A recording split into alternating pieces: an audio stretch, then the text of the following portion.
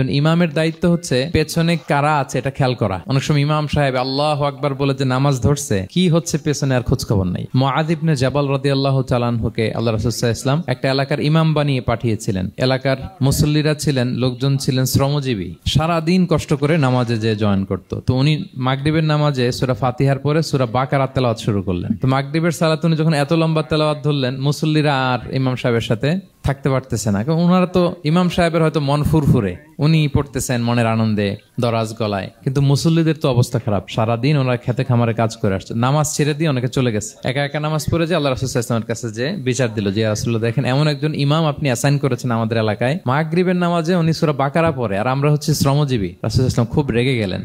মুআয ইবনে জাবালকে ডেকে বললেন, তুমি কি সমাজে ফিতনা ছড়াচ্ছ? তুমি জানো না এরা কারা? তোমার কি সূরা ওয়াদ-দুহা ওয়াল-লাইলি ইযা সাজা মুখস্থ নাই? তোমার কি ওয়াশ-শামসি ওয়া-দুহাহা এটা মুখস্থ নাই? তোমার কি সাব্বিহিসমা রাব্বিকাল আ'লা এই সূরাগুলো তোমার জানা নাই? উনি বললেন জানা আছে। তো এগুলো রেখে দিয়ে মাগরিবের নামাজে কেন সূরা বাকারা ধরলা?